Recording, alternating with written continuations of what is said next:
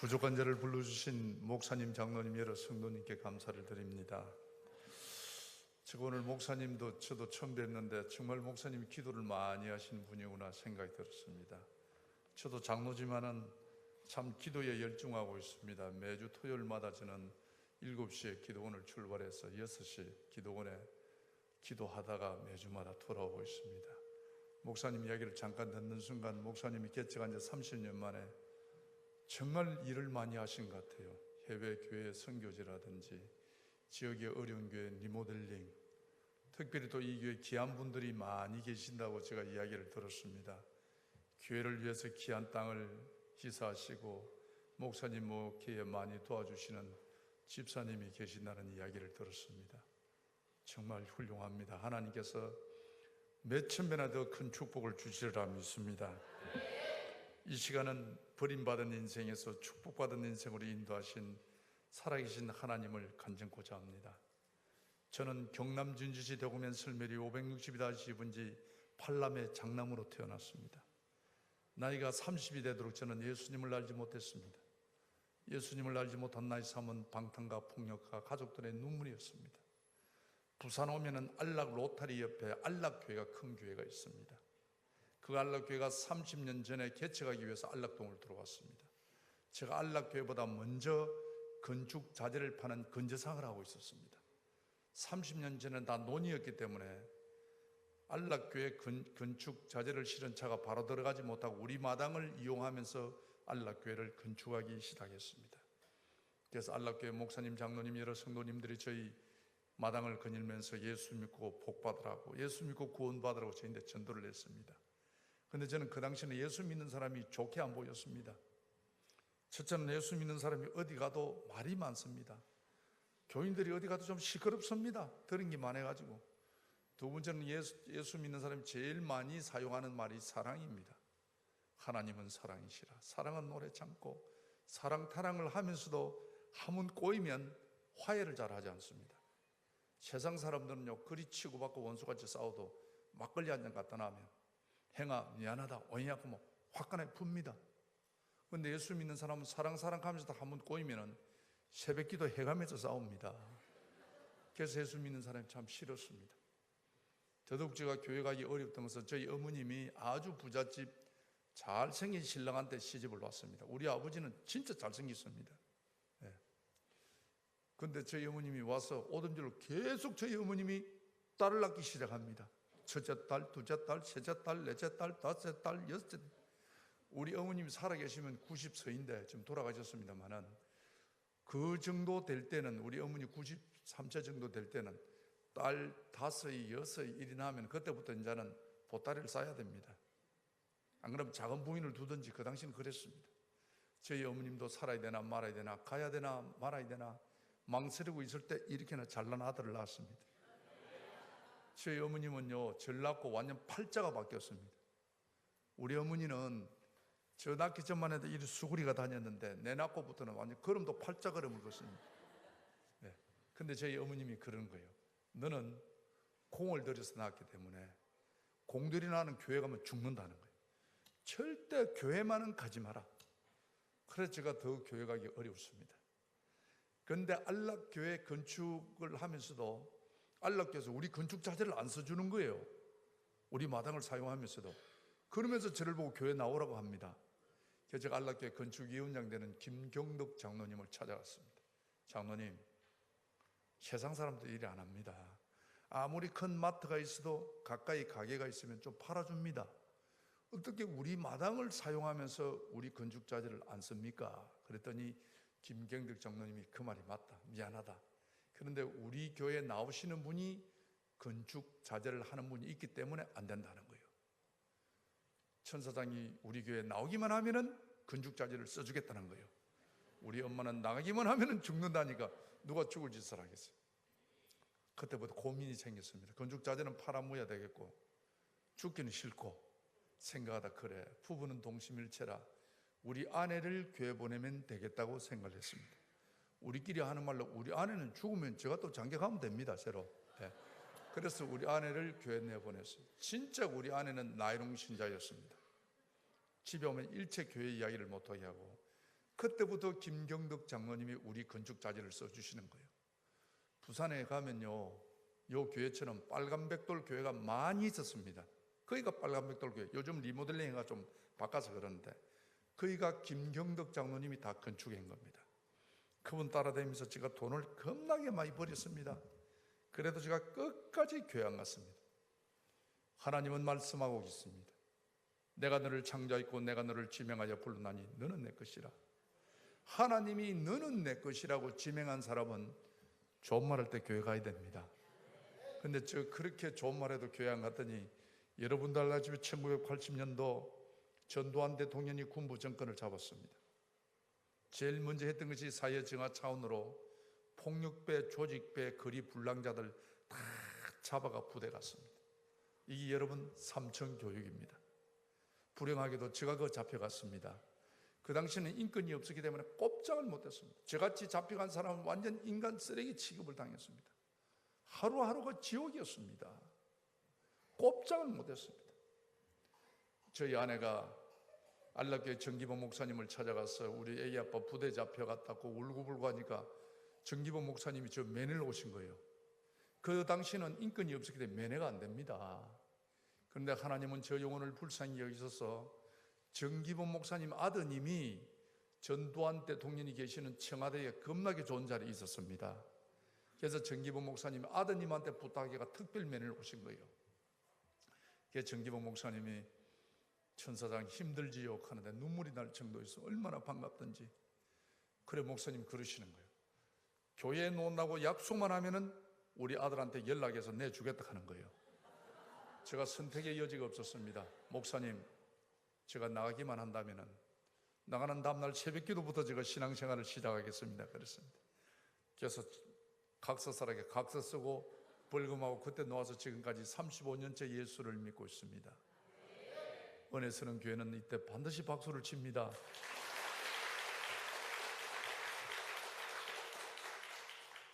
사랑하는 여러분, 저는요 30년을 예수를 안 믿고 주묵제라고 살았던 사람입니다.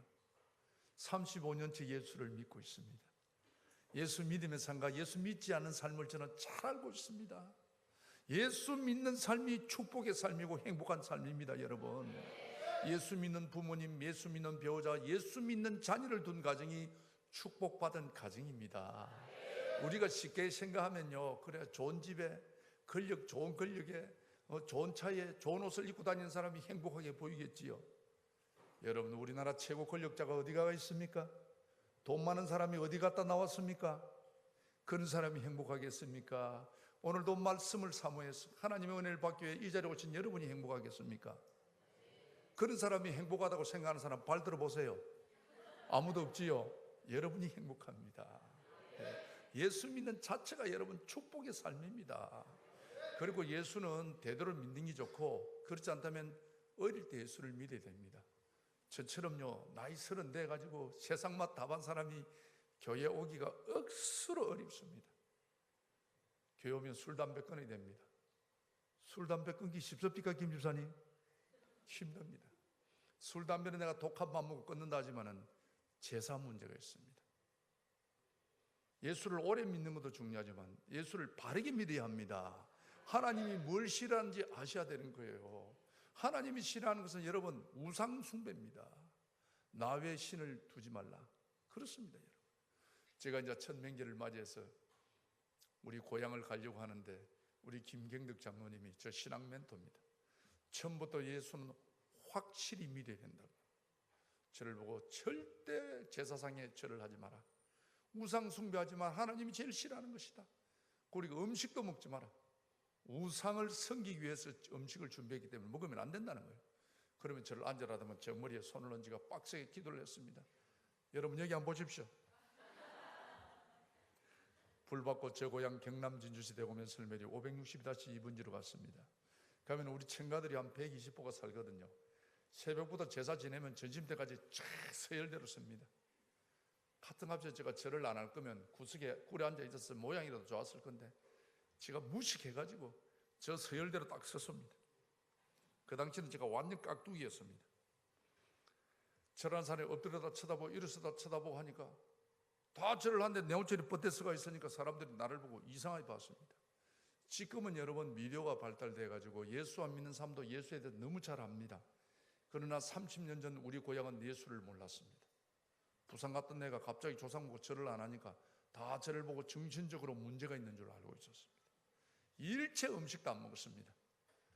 전심대 돼서 이제 제사가 끝난 후에 가게 가가지고 라면 사와서 라면 끓여가지고 우리 애들 둘이하고 우리 아내하고 구석에 라면을 먹고 있었습니다. 우리 아버지 엄마가 보니까 얼마나 기가 차겠어요. 조상 보고 절 안 하는 것에도 오만 집안 대수한 어른들이 입을 다 댑니다. 그 당시에는 조상 보고 절 안 하면 완전 쌍놈이었습니다. 그런데 그 많은 명절 음식 나는 구석에 라면 먹고 있으니까 아버지 엄마가 엄청 불편한 거예요. 그래서 저희 아버님이 저를 부르시는 거예요. 아들아, 왜 조상 보고 절을 안 하느냐? 제가 막 무식해가지고 아버지 우상 앞에 절할 수 없습니다. 그러니까 저희 아버님이 조상이 우상이냐 하는 거야. 저는 그 당시 조상이 뭐 우산인지 우상인지도 모릅니다. 그냥 김경덕 장로님 우상이라 하니까 우상인 줄 아는 거지요. 예. 우상입니다 그런 거예요. 그래서 저희 아버님이 내가 죽어도 절을 안 할 거냐 하는 거예요. 각종에 묻는 바람에 제가 뭐 응급질을 한다는 말이 아버지도 마찬가지입니다. 그러니까 우리 아버지가 얼마나 화가 나겠어요. 예? 결국 저희 아버님 저를 딱 보더만 바로 너를 두고 호로 새끼라 한다. 조상 보고 절 안 하고 부모한테도 절 안 하는 네가 무슨 자식이냐. 옛날에는요 예수 믿는 호적을 파본다 그랬습니다. 그때부터 제가 쫓겨나가지고 고향을 못 갔습니다. 부산 와 가면 생각해 보니까 저는 예수를 잘 모릅니다. 실제 만나본 적도 없고 하도 부대에서 얻어 터지니까 교회만 놓으면 내주겠다 해서 살라고 놓아서 놓은 거지 저는 예수를 잘 모릅니다. 잘 모르는 그분 때문에 한평생 하나밖에 없는 이 아들을 위해서 수고하시고 염려하시는 부모님 마음을 저렇게 내가 슬프게 해가 되겠나 생각이 드는 거예요. 그럴 때 생각이 그래 나도 예수를 잘 모르고 저분들도 예수를 잘 모르니 내가 예수를 제대로 알아서 저분들에게 예수를 전해야 되겠다는 생각이 드는 거예요. 그래서 우리 부산에 가면 우리 통합교단에 부산 장로의 신학대학이 있습니다. 제가 부산 장로 신학대학에 예수님을 알기 위해서 입학을 했습니다. 제가 비록 장로지만은 부산 장로의 신학대학 37기입니다. 제가 37기 생기고 딴 사람이 평생 하면 못하는 총학생회장을 2분이나 했다는 사실을 기억해 주시기를 바랍니다. 예수 믿고 나니까요 신분이 달라지는 거예요. 첫째는요 부산에서 부산 기독교 방송에서 저를 취직을 시켜주는 거예요. 우리 목사님이. 나는 부산에 기독교 방송이 있는가도 몰라. 취직시켜주자. 부산에서 제일 큰 교회에서 저를 전도사로 오라는 거예요. 제가 전도사를 8년을 했습니다. 우리 아내가 재능이 많아가지고 얼마나 돈을 잘 벌든지 마늘에 돈 잘 벌어 남자 직장 좋아 부산에 제일 큰 교회 전도사라 키 크지 말 잘하지 잘생겼지. 여러분 웃는 게 은혜입니다. 예. 웃는 게 또 건강에도 좋습니다. 억지로 악음력 다물고 있어봐야 득될 거 하나도 없습니다. 예. 그러나 여러분 비웃음은 도움이 되지 않습니다. 정말 부산시 동래구 안락동 천영호 가면은요 부족함이 없는 가정이었습니다. 정말 행복한 가정이었습니다. 저는 우리 가정의 행복이 영원할 줄만 알았습니다. 그래서 하나님은 우리들에게 쉬지 말고 기도하라고 말씀하셨던 것 같아요. 우리 집에 있을 수 없는 일이 일어나는 거예요. 정말 믿을 수 없는 일이 일어나는 거예요. 제가 낮에 직장 갔다가 저녁에 신학교 갔다가 집에 오면 밤 11시 반 정도 됩니다. 오면은 우리 2 자녀와 저희 아내가 저를 기다리는데 3월 18일인데 집에 오니까 집에 불이 꺼져 있는 거예요. 찾아도 사람이 아무도 없어. 보니까 우리 아내가 사라진 거예요. 우리 아내가 여기 계시는 우리 집사님 권사님처럼 얼굴이 이쁘기나 몸매가 잘 빠졌으면 손이라도 탔다 하지만은 없다고 하는 말이 아니고 우리 아내는 생긴 게 아주 거시기합니다. 전혀 손 탈 얼굴이 아닙니다. 확실히 얘는 대정이 돼서 그런데 늦게 웃네. 한참 있다고 웃고 집에 가서 웃고 그랬네. 바로 빵빵 터져야 되는데. 우리 아내가요 성격이 수준이 많아가지고 내 위에 어떤 남자라고는 대화를 안 합니다. 그랬던 사람이 한마디 말도 없이 사라진 거예요. 그러니까 교통사고를 당했는지 납치를 당했는지 밤이면 밤마다 아내를 기다리며 밤을 새웠습니다. 그런데 믿을 수 없던 일을 믿을 수밖에 없었던 것은 우리 아내가 사라지고 난 뒤 한 달 만에 저 이름으로 됐던 모든 재산의 경매 압류가 다 들어오는 거예요. 제가 다니는 회사 월급까지도 압류가 다 들어오는 거예요. 남자가요, 직장에 월급에 압류가 들어오면 못 다닙니다. 부끄러워서. 예. 저는요, 아무런 이유도 모른 채 모든 재산과 가정을 잃었습니다. 졸지에 저는 한 달 만에 거르지가 되었습니다. 하나도 챙기지를 못하고. 저는요, 주일이면 나갈 교회가 없었습니다. 제가 그동안요, 남자답게 생겼다고 어깨 폼 잡고 살았던 것은 내 아내가 있고 내 가정이 있기 때문이었습니다. 내 가정이 깨지고 내 아내가 없으니까요, 고개를 못 듭니다. 입이 있어도 말을 못합니다. 나가던 교회를 못 나갑니다. 부끄러워서. 오만 소리가 다 들립니다. 주일이면 나갈 교회가 없었습니다. 주일마다 이 교회 저 교회 떠다닙니다. 교회 가다가도 기둥 뒤에 저 뒷자리 어디 숨어 있다가 목사님 축도 끝나면 바로 도망가고 그런 삶을 살았습니다. 예수 믿는 사람이 주일날 나갈 교회가 없다는 게 여러분 얼마나 고통인 줄 아십니까? 한 분은 부산 미문화원 건너편에 부산 대성교회를 갔습니다. 부산 대성교회는 박맹성 목사님이 찬양을 잘합니다. 음악 목사님인데 송영대가 되면 다 일어나 옆 사람하고 손을 잡고 옆 사람의 얼굴을 쳐다보며 주님을 사랑합니다. 형제를 사랑합니다. 정말 다정한 모습으로 행복한 모습으로 서로의 얼굴을 쳐다보며 하나님께 나의 고백을 드립니다. 저도요, 내 가정이 있을 때 남의 가정이 부럽지 않았습니다. 남의 행복이 크면 클수록 얼마나 내 모습이 작아진 줄 모릅니다. 남들의 주님 앞에 감사의 고백을 찬양을 드릴 때 저는 뒷자리 도끼다치 바닥에 꿇이 앉아서 얼마나 울었는지 모릅니다. 내 처지가 너무너무 슬픈 거예요. 여러분 살면서요, 힘든다 이런 생각 가지고 내 삶이 슬프다는 생각을 해봤습니까? 정말 저는 내 삶이 너무너무 슬펐습니다. 제가 한없이 뒤에 꿇이 앉아서 한없이 내 인생을 생각하며 슬퍼서 울었습니다. 언제까지 이렇게 예수를 믿어야 되는지, 도둑고양이처럼 울고 있을 때 이 강대상에 있던 십자가가 예수님의 모습으로 보이는 거예요. 예수님이요, 흰 옷을 입으시고 양팔을 벌리시며 그 다정하고 행복한 가정 달아놓고 오늘 밤에도 해지면 이 몸 하나 감출 것 없는 믿었던 나네, 사랑했던 나에게 버림받았던 저를 찾아오시는 거예요. 그게 주님이 그러십니다. 영호야, 내가 너를 안다 그러시는 거예요. 사랑하는 여러분, 오늘 이 자리까지 오기까지 마냥 행복했습니까? 마냥 성공만 했습니까? 실패해 본 적은 없습니까?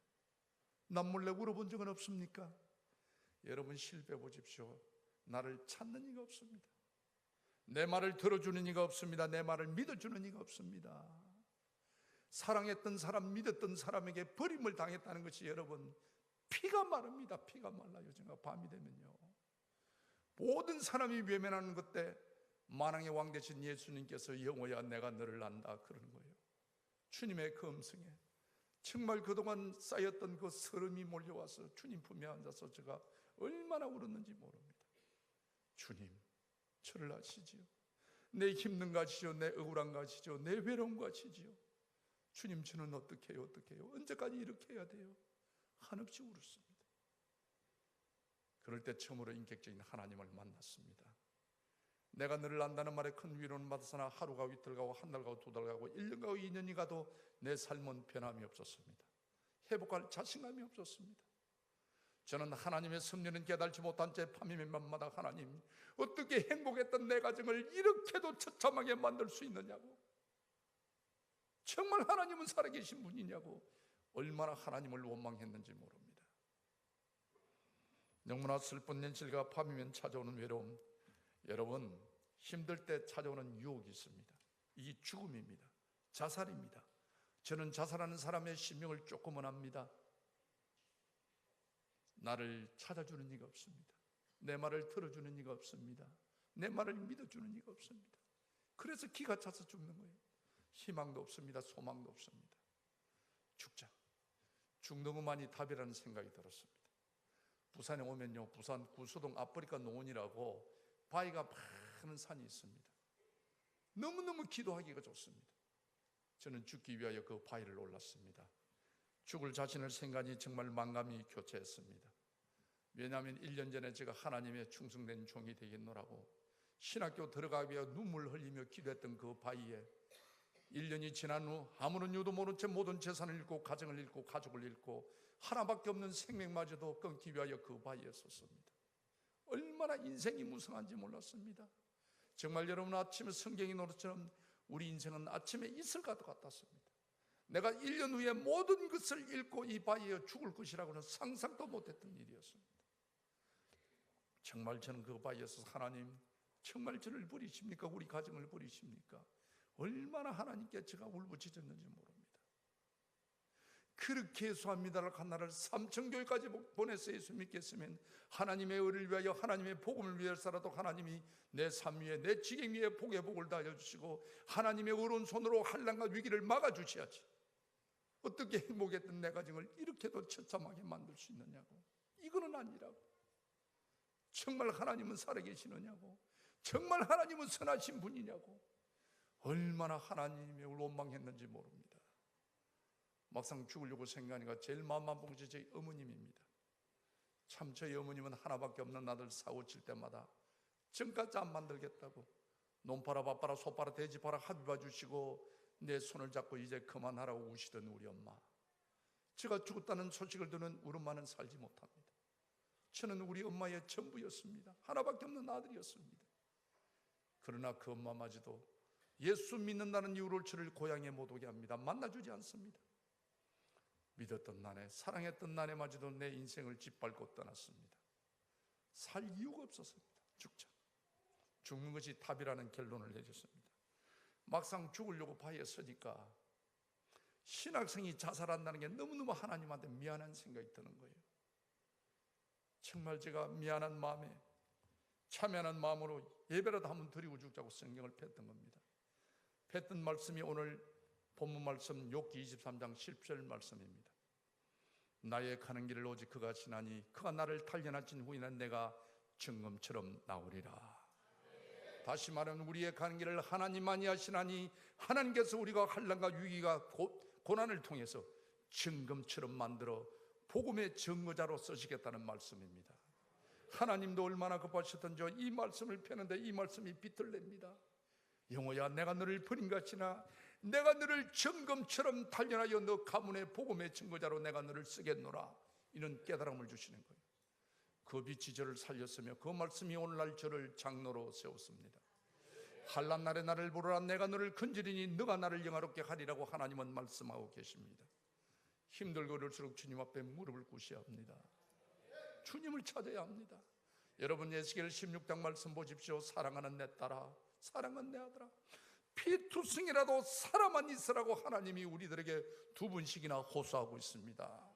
어떤 어려움과 환난과 위기 속에서도 포기하지 말라는 말씀입니다. 포기하지 않으면 우리의 갈 길을 인도해 주신다는 것입니다. 우리의 문제도 우리 자녀들의 미래도 하나님 손에 있음을 믿으시기를 바랍니다. 저는 그때 그 일을 통하여 30년 전에 노숙자를 2년 6개월 동안 했습니다. 비가 오면 피할 곳이 없었습니다. 해가 지면 이 몸 하나 감출 곳이 없었습니다. 어쩌다가 내 인생이 이렇게 꼬였는지, 내 인생을 짓밟은 우리 아내 박현정이를 용서하지 않으리라. 절대 용서하지 않으리라. 전국 방방곡곡을 찾아서라도 내가 너를 찾아내리라. 이런 마음으로 이를 갈며 밤을 새웠습니다. 어떤 교회, 집회하는 교회를 제가 찾아갔습니다. 집회하는 교회 딱 뒤에 자리에 앉아 목사님이 그러시는 거예요. 강사님이, 여러분, 용서 못할 사람이 있습니까? 죽도록 미운 사람이 있습니까? 그러시는 거예요. 저분이 어떻게 내 마음을 알고 저러시노 싶어서 제가 정말 우리 아내가 저는 죽도록 미웠습니다. 정말. 그래서 고개를 숙이고 있는데 그 강사님이 이런 말씀을 하시는 거예요. 여러분, 바닷가에 가면 조개 껍질이 많이 있습니다. 왜 조개 껍질이 많이 있습니까? 태풍이 오면요, 태풍이 파도를 치면 파도가 모래를 쳐서 모래가 조개에 상처를 주면 이 모래 상처 때문에 일반 조개는 다 폐사되고 만답니다. 그러나 진주 목걸이를 만드는 진주 조개는 그렇지 않답니다. 모래가 상처를 주면 자기 진액으로 모래를 싹 감싼답니다. 한 겹 두 개 감싼 것이 빛난 진주가 된다는 것입니다. 내 육신에 내 영혼에 아픔을 주는 모래 같은 사람을 용서하지 못하면 내가 죽고 만다는 것입니다. 내게 아픔을 주는 모래 같은 사람을 나의 사랑으로 그의 허물을 덮어주는 자는 빛난 진주처럼 빛난 인생을 산다는 것입니다. 그래서 용서해야 된다는 거예요. 용서야. 예. 복음이 용서요, 용서가 복음이라고 말씀하시는 거예요. 여러분, 복음이 뭡니까? 예수님의 삶이 복음입니다. 예수님의 삶을 보십시오. 마지막 갈보리 십자가에 돌아가면서도 물 한 방울 피 한 방울 흘리면서도 예수님은 마지막에 저들의 죄를 용서하라고 하나님께 기도하고 있습니다. 용서의 삶이 예수님의 삶입니다. 여러분, 사랑의 완성은 용서입니다. 내가 사랑한다고 하면서도 작은 거나 용서하지 못한 사람은 거짓말하는 자입니다. 하나님은 말씀합니다. 눈에 보이는 행위를 사랑하지 못하면서 보이지 않는 나를 사랑한다는 것은 거짓말하는 자라고 성경은 말씀하고 있습니다. 여러분, 이 시간 용서하는 시간이 되시기를 바랍니다. 제가 그날 밤에 그 강사님이 그 말씀을 하는데 얼마나 그 말씀이 가슴에 와닿던지 제가 아멘 그랬습니다. 원수 같은 아내를 용서하겠노라고. 제가 집회가 끝났습니다. 모든 사람은 가족이 기다리는 가정으로 돌아갔습니다. 제가 부산 시내 1350교회 집회하는 교회를 찾아다니는 이유는 말씀의 갈급함도 있지만 저는 노숙자 때문에 잘 곳이 없었습니다. 집회하는 교회 집회 끝나고 나면 기도한다는 맹목으로 남의 교회 뒷자리 잠을 자고 나가는 거예요. 그날도 텅 빈 남의 교회 뒷자리에서 잠을 청합니다. 잠이 안 오는 거예요. 정말 내 인생이 너무 슬픈 거예요. 언제까지 이렇게 살아야 되는지 정말 해답이 없는 내 인생이었습니다. 그래 혼자서 저도 모르게 하나님께 분념을 했으면 하나님 너무 힘듭니다. 너무 인자 힘듭니다. 제가 더 이상 견디지를 못하겠습니다. 이럴 때 하나님의 음성이 들립니다. 하나님께서 영호야 힘들지? 내가 있잖아. 그랬으면 얼마나 제가 힘이 났겠습니까? 하나님은 그러지 않았습니다. 너 힘든 줄만 알고 너 때문에 얼마나 많은 사람이 힘들게 사는지 아느냐 그러시는 거예요. 여러분, 이 말씀 정말 한번 생각해 보셔야 됩니다. 우리가요, 우리 아픔만을 주님께 구하고 있습니다. 내 검증되지 않은 말 때문에, 나의 생각 없이 내뱉는 말 때문에 얼마나 교육자의 마음을 아프게 하며 장로님들의 마음을 아파하며 부부 관계의 마음을 아프게 하는지 생각해 보셨습니까? 우리는 내 아픔만을 구하고 있습니다. 나 때문에 얼마나 많은 사람이 아프게 살아가는지를 생각해 보셨습니까? 저는요, 그 말을 듣는 순간 생각할 겨를도 없이 하나님께 시절이 제가 막 불평하며 달라들었습니다. 하나님, 세상에 내만큼 힘든 사람이 어디 있습니까? 세상에 내만큼 억울한 사람이 어디 있습니까? 내가 누구를 힘들겠단 말입니까? 누구를 힘들게 한 사람이 있으면 이름 대보라고 제가 막 하나님께 따지고 달라들었습니다. 그런데 하나님이 좋은 말해도 못 알아들으니까 하나님이 회개의 영을 줍니다. 보라고. 네가 어떤 놈이었는지 보라고. 하나님이여, 지난날의 나의 삶을 주마등처럼 보여줍니다. 네가 이런 놈이었다. 제가 예수 믿기 전에 30년 잘 나갔다는 그 시절에 얼마나 많은 사람의 마음에 대못을 박았는지 모릅니다. 얼마나 나쁜 짓, 못된 짓을 했는지도 모릅니다. 얼마나 아내를 괴롭혔는지도 모릅니다. 정말요, 너무너무 부끄러웠습니다. 제가 정말 숨기고 싶은 과거, 용서받지 못할 죄악들을, 부끄러운 지난날의 삶을 하나님이 주마등처럼 보여주는 거예요. 제가 생각지도 못한 지난날의 죄악들을 보여주는데 내가 너무 부끄러워서 눈을 감았습니다. 그런데 하나님이 보라는 겁니다. 네가 얼마나 잘난 척하며 아내를 무시하고 살았는지 보라는 겁니다. 2년 동안 일을 걸며 아내를 찾기 위해서 헤맸던 우리 아내 한상을 하나님이 보여주시는 거예요. 우리 아내가요, 바짝 말라가 빼가 앙상하니 정말 병들어 죽어가는 우리 아내의 모습을 보여주는 거예요. 그러면서 우리 아내가 울면서 이런 말을 합니다. 내가 저 사람을 만나지 않았다면 내 인생이 이렇게 끝나지는 않았을 것인데, 우리 아내가 병들어 죽어가면서 나와의 만남을 후회하고 있는 거예요. 너무너무 제가 미안했습니다. 정말 제가 그날 밤에 내가 죄인임을 고백했습니다. 내가 죄인임을 깨달았습니다. 정말 그날 밤 기억 못했던 지난날의 완악한 나의 삶을 뒤돌아보게 되었습니다. 23살 어린 막내딸을 제가 강제 납치를 해서 결혼을 했습니다. 깡패한테 딸 줄 수 없다고 결혼 반대했다는 이유로 결혼하고 난 뒤 한 번도 아내를 친정에 보내준 적이 없었습니다. 천사 같은 아내와 처갓집을 무시한 지난날, 아내의 잘못을 이해하기보다는 나의 아픔만을 분노하며 이를 갈며 하나님을 원망하며 아내를 원망하는 믿음 없는 전도사였습니다. 남들에게는 정의와 의리를 앞세우면서도 내 가족 앞에는 한 번도 희생하지 못하고 사랑과 신뢰를 주지 못한 못난 남편이었습니다. 지내온 삶이 너무나 부끄러웠습니다. 내게 들떠난 아내에게 너무나 미안했습니다.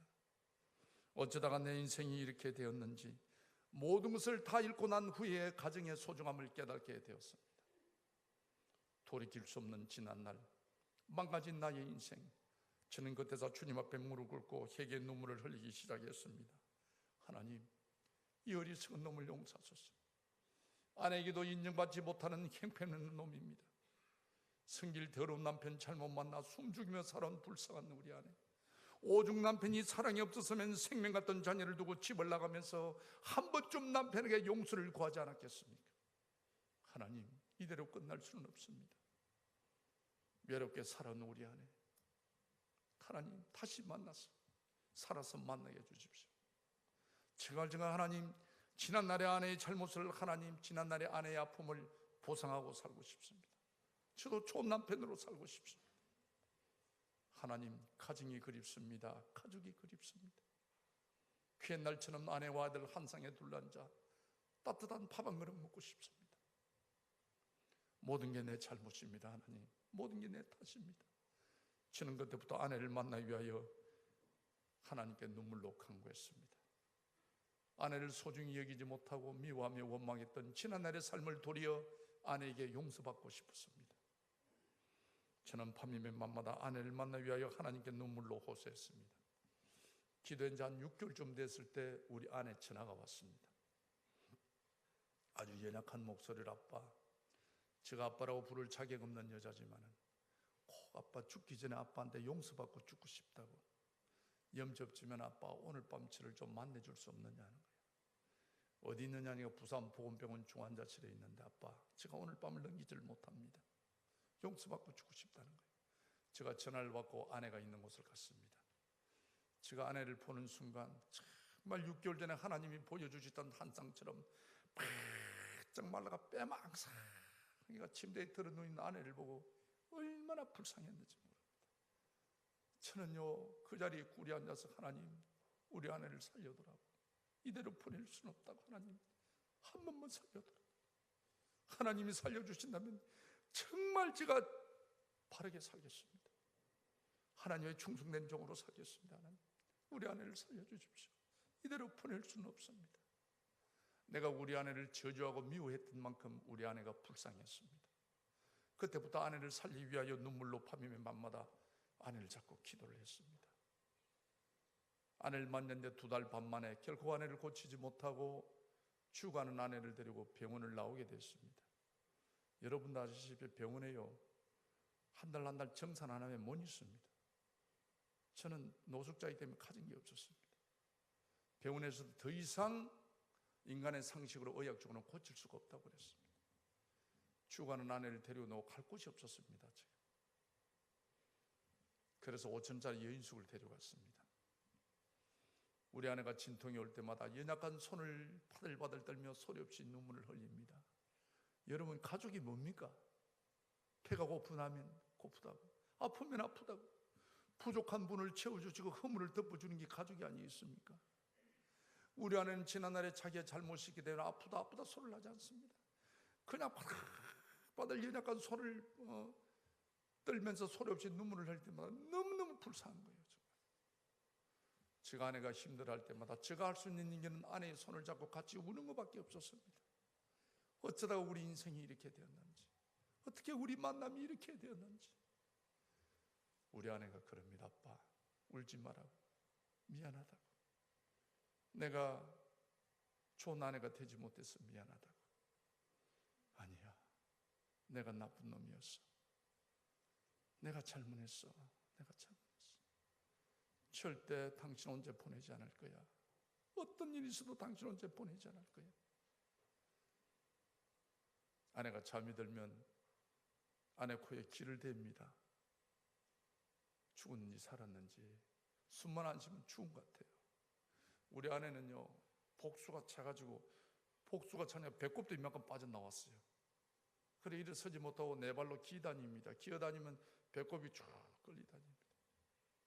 하루하루 죽어가는 아내를 보면서 남편으로서 내가 할 수 있는 것이 아무것도 없었습니다. 너무너무 내 인생이 슬펐습니다. 아내가 잠이 든 것을 확인하면 제가 예인숙 화장실에 가서 변기통을 잡고 하나님께 통곡을 했습니다. 아내를 살려달라고. 하나님, 이럴 수는 없습니다. 이럴 수는 없습니다. 제가 하나님 찬이슬을 맞으며 노숙자를 2년 동안 살았습니다. 아무런 이유도 모른 채 모든 재산을 다 잃었습니다. 아내를 만나기 위하여 6개월 동안 하나님께 눈물로 호소했습니다.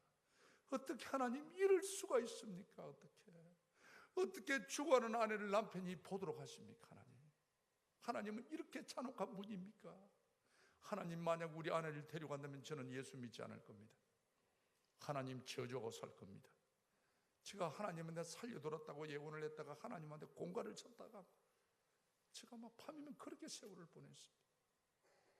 근데 저희 아내가 아빠 울지 말라고, 포기하라고, 회개하다 죽고 싶다고 기도원에 좀 데리더라 하는 거예요. 그래서 여러분, 부산에 가면 김해 무적산 기도원이 있습니다. 아직도 차가 들어가지 않은 기도원이 그 기도원입니다. 무척 높은 산에 걸어가 올라가야 됩니다. 지금도. 그리고 우리 아내를 데리고 무적산 기도원을 갔습니다. 서지 못하는 사람을. 그럴 때 2년 6개월 동안 헤어져 있던 우리 두 자녀들도 데리고 왔습니다. 사막노왕자리 마지막 엄마 얼굴이라도 한번 더 보라고. 아무런 이유도 모른 채 2년 6개월 동안 떨어져 있던 우리 애들이 우리 엄마를 보니까 죽어가는 엄마를 봅니다. 얼마나 마음이 아프겠어요. 또 우리 아내도 정말 자기가 한 번 실수를 통하여 그 행복하게 살던 우리 가정, 그러지 같은 두 자녀를 보니까 죽어가는 엄마로서 얼마나 마음이 아프겠습니까? 세 식구가요 기도원 본당에 엎드려서 통곡을 합니다. 애들 둘이가 하나님 우리 엄마 좀 살려더라고, 우리 엄마 좀 살려더라고. 제가 뒤에서 보고 있으니까 참 내가 너무 내 삶이 너무 슬펐습니다. 하나님, 우리야 우리 죄 때문에 죽을 수밖에 없다 하지만 하나님, 저 애들 봐서라도 하나님 한 번만 살려주십시오. 한 번만 살려주십시오. 만약 하나님이 꼭 데려가야 된다면 하나님 1년만 생명을 연장시켜 주십시오. 제가 1년만 생명 연장시켜 준다면 정말 지난날의 아내의 상처를 제가 보상하고 싶습니다. 1년만이라도 제가 좋은 남편으로 살겠습니다. 하나님 1년만 생명 연장시켜 주십시오. 1년만 연장시켜 주신다면 반드시 1년 후에는 아내를 데리고 제가 같이 가겠습니다. 우리 아내만은 못 보냅니다. 너무 불쌍해서 1년 후에 반드시 아내를 데리고 가겠습니다. 하나님 1년만 연장시켜 주십시오. 그렇게 예언을 했습니다. 3월 1일인데도 기도원이 너무 추워가지고 우리 아내가 하룻밤 새고 난 뒤 더 견디지를 못합니다. 아파서 다시 내려가자 합니다. 아무런 응답 없이 다시 기도원을 내려갑니다. 여러분, 우리나라 하늘이 얼마나 맑아요. 30년 전에 미세먼지도 없었습니다. 얼마나 하나님 맑은지 모릅니다. 그런데 여러분, 어려운 일이 있어 보십시오. 정말 옛날 어른들이 하시던 말처럼 하늘이 토랐습니다. 제가 그랬습니다. 하늘이 토랬습니다. 앞을 보면요 상거지 같은 우리 두 자녀들, 뒤로 돌아보면 거꾸로 네 발로 기 내려오는 죽어가는 우리 아내. 내가 예수 믿고 어떻게 이렇게 망할 수가 있는지 정말 해도 너무한다고 생각을 했습니다. 제가 그랬습니다. 하나님한테, 하나님 예수 믿고 나만큼 망한 사람 있으면 나오보라고 그랬습니다. 어떻게 이럴 수가 있습니까? 하나님 정말 제가 진짜 눈앞이 캄캄했습니다. 그렇게 기도원을 내려오는데 어떤 청년이 한 사람 따로 내려오는 거예요. 그 청년도 기도원에 왔는데 우리가 내려가니까 기도원이 무서워서 못 있겠다고 따로 내려오는 청년이에요. 그 청년이 이런 말을 하는 거예요. 어디 아프세요? 자기 어머님이 입이 돌아갔는데 아무 좋은 병원 좋은 침수를 맞아도 안 들어오는데 어떤 기도하는 권사님을 만나서 기도받고 입 돌아왔다. 그 안 가보시라는 거예요. 제가 너무 지쳐서 대답도 안 했습니다. 그랬더니 그 청년은 뻘쭘하니까 그냥 지나갔습니다. 지나가면서 바람결에 그 권사님 전화번호를 이야기하고 하는 거예요. 우린 다시 애들 데리고 다시 여인숙을 왔습니다. 또 하루 갑니다. 이틀 갑니다. 우리 아내 죽기만을 기다립니다. 방법이 없습니다. 내 하루하루 얼마나 슬퍼요 정말요. 남편이 아내 죽기만을 기다린다는 게 얼마나 슬픈 일입니까? 그런데 저희 아내가 그러는 거예요. 아빠, 그 청년이 말하던 그 권사님한테 기도 안 받으면 안 되겠느냐 하는 거예요. 단호하게 제가 안 된다고 했습니다. 여러분, 성경을 보십시오. 하나님은요, 말씀을 통해서 병든 자, 아픈 자를 치료해 주셨지, 어떤 권사님한테 머리 손댄다고, 그거는 초대교회 때 사도들이 했던 행위지, 요즘 세상 여러분 안수 기도한다고 낮은 사람 봤습니까? 안 된다고 그랬습니다. 그랬더니 우리 아내가 한 이틀 있다, 아빠, 그 권사님한테 기도 한번 받으면 안 되겠느냐. 내가 낫기 위해서가 아니고 고통 없이 죽고 싶다는 거예요. 얼마나 힘들면 죽기 위해서 기도를 받을까, 이런 생각이 드는 거예요. 우리 아내가 너무 불쌍했어요. 이대로 넘어가면 정말 아내가 죽고 난 뒤에도 평생 그 말이 목에 걸릴 것 같아서 제가 그 권사님 집을 수소문해서 우리 아내를 데리고 갔습니다. 일어서지 못하는 아내를 데리고 가가지고 권사님 방에 이어주고 저는 밖에 있었거든요. 그 권사님이 저 하는 게 보니까 별로 마음에 안 들거든요. 아내 해주고 저는 밖에 떠 있으니까. 그 권사님 저를 부르시는 거예요. 뭐 하는 사람이냐고. 그래서 제가 신학생이라고 그랬단 말이에요. 권사님이 저를 딱 정색을 하시면서, 신학생이 하나님의 살아계심을 믿지 못하느냐고, 왜 믿지 못하는 사람이 죽은 아내를 데리고 우리 가정에 데리고 왔느냐고 그러는 거예요. 제가 할 말이 없었습니다. 그래서 우리 집사람 옆에 꿀이 앉으라 하더라고요. 그래, 꿀이 앉았습니다. 우리 집사람 립어놓고 올라온 배꼽 위에 권사님이 손을 올리는 거예요. 하나님의 살아계심을 보리라, 하나님의 선하심을 보리라, 예수의 이름으로 맹하노니 일어날지어다 그런 거예요. 정말 놀라운 일이 일어났습니다. 정말 보건병원 2년 동안 있어도 치료하지 못했던 우리 아내의 간암의 복수가 그날 그 권사님의 기도를 통해서 그날 그 자리 소변으로 다 터지는 거예요. 그게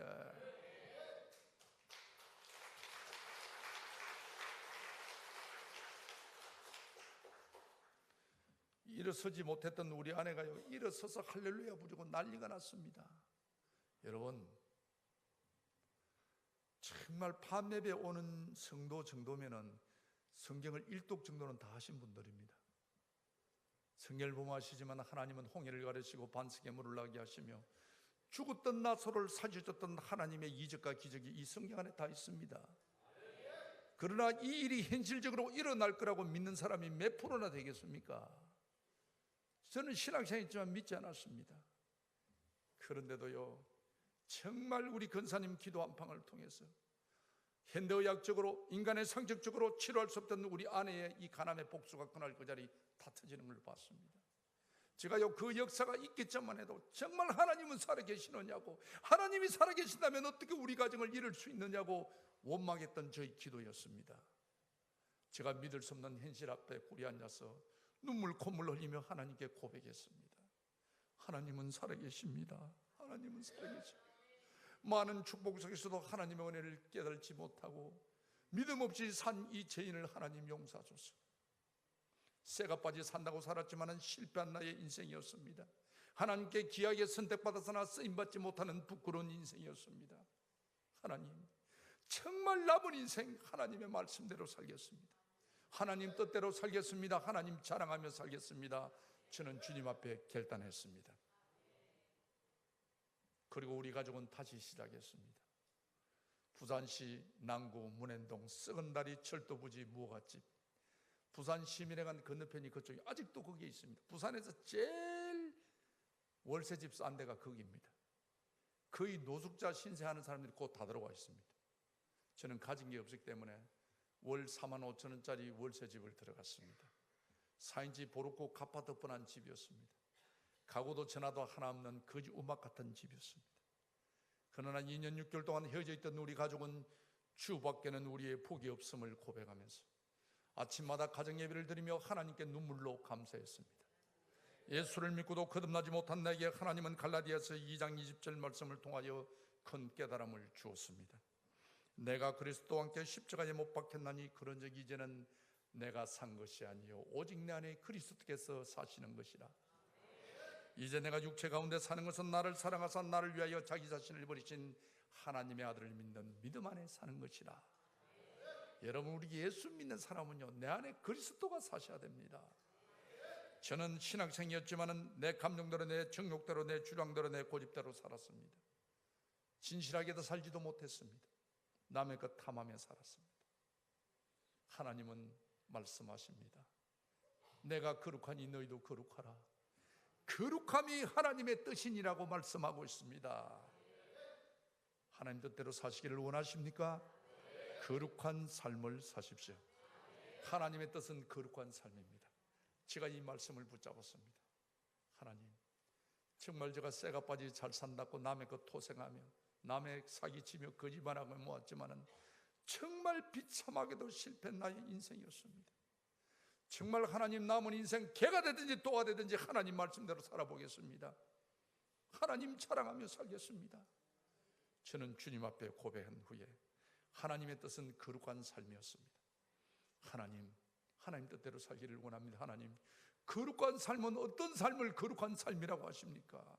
이 거룩한 삶을 깨닫게 해주십시오. 기도하는 중에 하나님은 거룩한 삶이란 하나님의 것을 하나님의 것으로 구별하는 것이 거룩한 삶이라고 깨달음을 주시는 거예요. 여러분, 우리 성경을 보십시오. 하나님이 말씀으로 천지를 창조하셔서 우리들에게 다스리라고 맡겨주었습니다. 우리들에게 맡겨줬다고 다 우리 게 아닙니다. 여러분, 성경을 정독해 보십시오. 하나님의 주권이 있습니다. 이것만은 나의 것이라, 이것만은 나의 주권이라. 하나님의 주권이 있습니다. 이것을 구별할 줄 아셔야 합니다. 하나님 것이 무엇입니까? 하나님 것이 어떤 것입니까? 기도하는 중에 하나님은 출애굽기 20장 8절 말씀을 보게 하시는 거예요. 출애굽기 20장 8절 말씀은 주일은 하나님의 날이요 거룩한 날이라고 말씀하고 있습니다. 여호와께서 주일을 복되게 하여 그날을 거룩하게 하였는지라고 말씀하고 있습니다. 주일은, 오늘은 하나님의 날입니다. 춥다고 덥다고 비 온다고 눈 온다고 기분 나쁘다고 약속 있다고 가고 오고 아닙니다. 여러분, 주일은 하나님의 날입니다. 주일 성수를 하셔야 합니다. 하나님은 말씀합니다. 주일을 종교한 날이라여 너희 길로 행하지 아니하고 오락을 하지 아니하고 사소로운 말을 하지 아니하면 내가 여호와 안에서 즐거움을 얻을 것이라. 내가 너를 땅에 높은 곳에 올리고 내 조상 야곱에게 주었던 기업을 너희에게 주시라고 약속하고 있습니다. 주일만 지켜도 하나님이요, 주일만 거룩하게 지켜도 하나님이 야곱에게 줬던 기업을 우리에게 주신다고 약속하고 있습니다. 믿습니까? 그렇습니다. 여러분, 주일을 지켜야 합니다. 그리고 하나님 것이 어떤 것입니까? 하나님 것이 무엇입니까? 하나님 깨닫게 해주십시오. 기도하는 중에 하나님은 레위기 27장 30절 말씀을 보게 하시는 거예요. 레위기 27장 30절 말씀입니다. 제가 여러분 두 번 강조하는 것은 지금부터 제가 축복받은 삶을 여러분에게 전해드리는 것입니다. 집에 가서 묵상하셔서 여러분도 훗날 하나님의 말씀대로 하나님 말씀 앞에 바로서 훗날 하나님의 살아계심을 간증하는 여러분의 삶이 되시기를 바랍니다. 레위기 27장 30절 말씀은 11조는 하나님의 것이요 하나님의 성물이라고 말씀하고 있습니다. 10의 1조는 하나님의 것입니다. 내가 힘들고 어렵다고 짜친다고 주고 안 주고 인심 써듯이 아닙니다. 여러분, 10의 1조는 반드시 하나님의 것입니다. 말라기 3장 10절 말씀을 보십시오. 온전한 11조를 하나님께 드리라. 그럼 너희 창고가 곳간이 큰 고가 차고 넘치도록 복을 쌀 곳이 없도록 내가 너에게 주겠노라고 말씀하고 있습니다. 아멘입니까? 그렇습니다. 여러분, 우리가요 참 꼭 드려야 될 말인데도 헌금에 대한 말은 여러분이 거부하는 적이 많습니다. 저부터도 그렇습니다. 딴 말은 아멘 아멘 복 받으라고 하면 아멘 아멘 하면 헌금에 대한 이야기 놓으면 조금 망설입니다. 이걸 아멘을 해야 되나 말아야 되나. 아멘을 안 하자니 믿음 없는 사람처럼 보이고 아멘을 하자니 손해보는 것 같고 아멘을 해놓고는 안 하자니 내가 또 양심이 부끄럽고 그렇습니다. 하나님이 왜 우리 마음을 모르시겠어요? 다 알고 계십니다. 여러분, 전지전능하신 하나님입니다. 그래서 하나님은 이런 말씀을 합니다. 온전한 11조를 하나님께 드리라. 그럼 복을 쌀 곳이 없도록 내가 너에게 주는지 안 주는지 오늘 저녁에 읽어보십시오. 여러분, 주는지 안 주는지 하나님이 나를 시험해 보라고 말씀하고 있습니다. 성경 66권 중에 하나님을 시험하라는 구절은 이 구절밖에 없습니다. 여러분, 나를 시험해봐라. 얼마나 확실한 말씀입니까? 여러분, 하나님을 시험해라는 이 말을 못 믿으면 무슨 말을 믿겠어요? 제가 이 말씀을 탁 붙잡았습니다. 저는요 이 말씀 붙잡고 정말 11조, 12조, 13조, 14조, 15조, 16조, 17조까지 했습니다. 하나님은 많은 물질을 원하시는 게 아니고 하나님은 정성된 약속의 물질을 원하는 거예요. 그렇습니다, 여러분. 왜? 믿음은 바라는 것들의 실상이요 보지 못하는 것들의 증거라고 말씀하고 있습니다. 내가 하나님의 믿음대로 하나님께 드릴 때 하나님은 반드시 나의 믿음대로 주실 것이라는 확신을 가졌습니다. 저는 하나님 앞에 기도했습니다. 하나님, 저는 나이 30에서 2년 6개월 동안 노숙자를 했습니다. 지금도 병든 아내가 있습니다. 거지 같은 2 자녀가 있습니다. 하나님, 저는 복받아야 합니다. 저는 복받아야 합니다. 내가 배를 굽는 것은 감당할 수 있어도 내 자녀들이 배를 굽는 것은 보지 못합니다. 여러분, 눈물의 빵을 먹어보셨습니까? 정말요, 때가 된다도 먹을 것도 없다는 게 얼마나 슬픈 일인지 모릅니다. 저는 성경에요, 복이란 구절은 놓으면 제가 언더라인을 다 쳤습니다. 하나님, 저는 복받아야 됩니다. 저는 복받아야 됩니다. 저는 복받아야 됩니다. 복의 구절은 다 쳤습니다. 복의 구절이 제일 잘 녹아있는 부분이 어느 부분입니까? 복받는 사람은 어디입니까? 시편 1편입니다. 그렇습니다, 여러분. 여러분, 그 말씀 여러분 묵상해 보십시오. 반드시 복받습니다. 복받는 사람은 탕합니다. 어떻게? 악인의 꾀를 따르지 아니하며 죄인의 길에 서지 아니하며 오만한 자리에 앉지 아니하고 오직 주 여호와의 율법을 즐거워하여 그 말씀을 주야로 묵상하는 자로다 되어 있습니다. 복받는 사람은요, 하지 말아야 될 것부터 안 해야 된다는 겁니다. 성경이요, 복받는 사람은 오직 율법을 즐거워하여 일이 안 녹아 있습니다. 복받는 사람은 악인들의 꾀를 따르지 아니하며 죄인들의 길에 서지 아니하며 오만한 자리에 앉지 말라고 되어 있습니다. 복받는 사람은요, 하지 말아야 될 것부터 안 해야 됩니다. 여러분, 제가 창세기 3장 보니까요, 아담과 하와가 하나님 앞에 선악과를 따먹고 죄를 지었습니다. 그럴 때 하나님이 아담을 찾아옵니다. 아담아, 아담아, 아담을 찾습니다. 하나님이 제일 먼저 아담에게 무슨 말씀을 했는지 아십니까? 아담아, 내가 어디 있느냐? 그니 묻고 있습니다. 아담아, 네가 뭘 하느냐? 이게 아니고 아담아, 내가 어디 있느냐?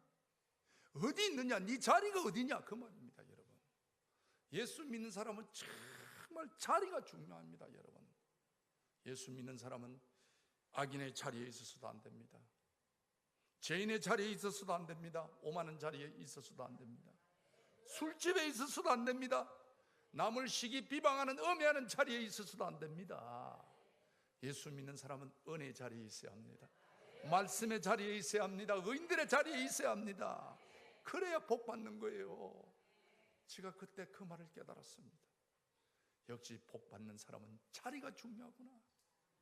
절대 오만한 자리에, 죄인의 자리에, 금하는 자리에, 악인의 자리에 앉아서는 안 됩니다. 비방의 자리에 있어서도 안 됩니다. 불신의 자리에 있어서도 안 됩니다. 그래야 복 받는 거예요. 제가 정말 그때는 복 받기 위해서 하나님 주시는 말씀대로 살았습니다. 우리가요, 교회 나오는 사람은 11조 주일 성수는 상식입니다. 기본입니다. 그죠? 교회 나오면 누구나. 근데 여러분, 우리가 기본을 가볍게 생각할 때가 있습니다. 그러나 저는 환난을 통해 깨달았습니다. 이 기본이 축복의 통로임을 깨달았습니다. 저는요, 그때부터 주일 성수와 11조를 생명처럼 지켰습니다. 그때 이제 하나님이 얼마나 부어주시는지 모릅니다. 하나님한테 쓰임받기만 하면요, 하나님이 물질은 그냥 옵니다. 우리 본교회 목사님 보십시오. 정말 이 교회 30년 동안 개척해서 인도의 60몇 교회, 또 미자리 교회 얼마나 일을 하십니까? 하나님한테 쓰임받기만 하면요, 물질은 하나님이 그냥 주시는 거예요. 물질의 손길을 이어줍니다. 도움의 손길을 이어줍니다.